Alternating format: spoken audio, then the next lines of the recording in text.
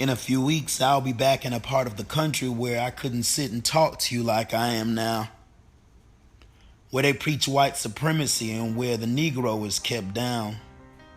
I was born and raised in Memphis where the cards were stacked against me, where the Negro was taught his place and never allowed to forget it. He was an all-around showman. Well, he was the producer of the show. Leon Claxton's ability to choreograph a show, to put things together, to make it what it was his strong point. I tell you, he was Mr. Show Business. He really liked what he did, and it came through. I understand that his wife, Gwendolyn, was the business end of the operation, and it was through her efforts that Leon Claxton became Tampa's first black millionaire, because he wouldn't have done it on his own. I never met my grandfather, Leon Claxton, but when I was a kid in the 70s, my family and I would travel to Tampa every summer to visit my grandma, and sometimes we'd stay at the Claxton Manor Motel. Man, I loved staying at the motel. We used to swim in the pool and play with our cousins and cook breakfast behind the counter. And I remember a big picture of Claxton wearing a fez hat hung on the lobby wall. I remember thinking, he looked really important and a lot like my father.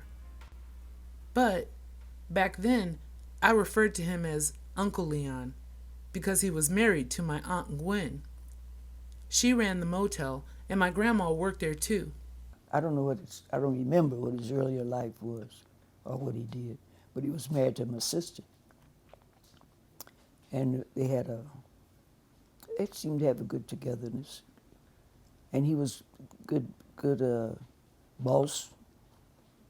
Having that kind of wealth, having those kinds of resources, we would think that that would buy a certain amount of freedom, and perhaps it did for him, but I don't think anyone could escape the reality of racism. I thought the traditional nigger haters was wearing away, but I don't see no improvements in my generation. You folks in Canada don't find these things easy to believe, but there are ways to handle these people.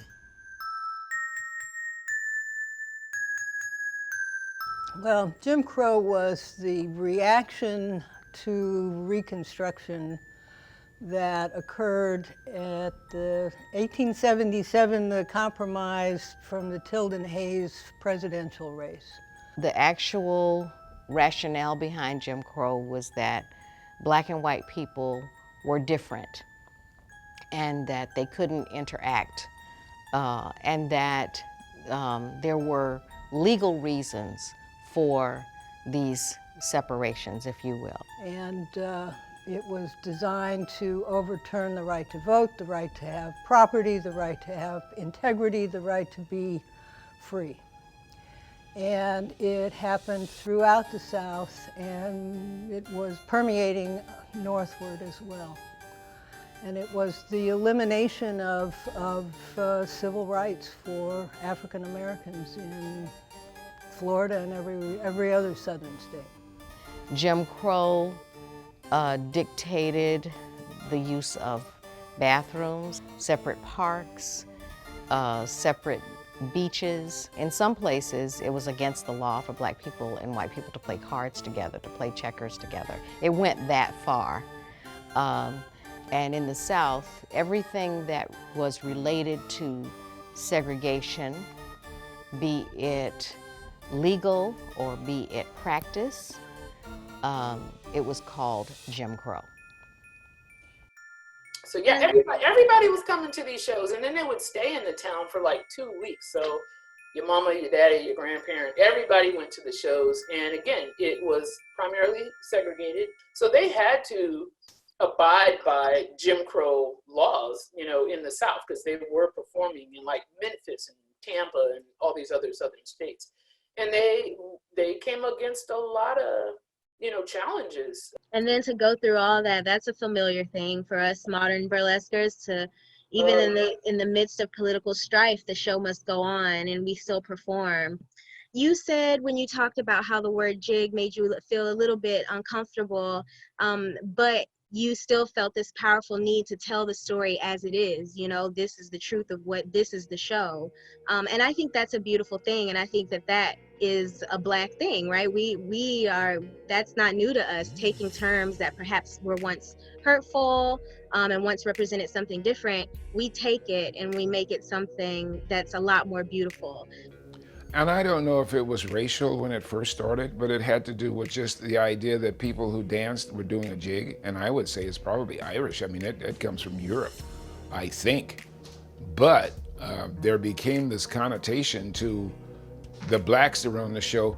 When they danced, they used to, it was comically, they said that they were doing a jig, or they looked like a jig or something of that nature. And it stuck. And so from then on, in the outdoor entertainment arena, any show that had Black entertainers on it were called the jig show. That was what they titled it.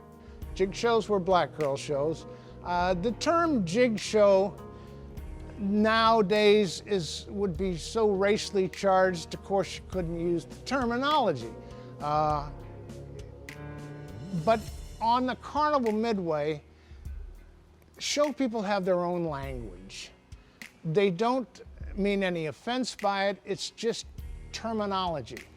And the term jig show was given to all shows of color.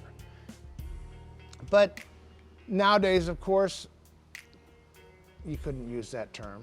It would mean something else. It would be racially, it just wouldn't be proper. After the Civil Rights Movement and Leon Claxton's passing in 1967, Royal American Shows abolished the use of the term jig show, and the rest of the carnival industry eventually followed suit. But when they ended the jig show era, the history of Harlem and Havana and big variety shows like it slowly faded away. My grandfather, Leon Claxton, was the king of the carnival jig show and one of the fathers of modern entertainment, who bravely stood on the front lines of racial polarization and helped wash away the tar mask.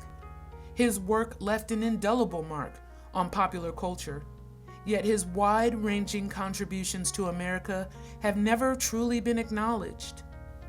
So today, I'm on a mission to unearth my grandfather's legacy and insert the beautiful story of Leon Claxton's Harlem in Havana, an American jig show, into our knowledge of how American entertainment really evolved.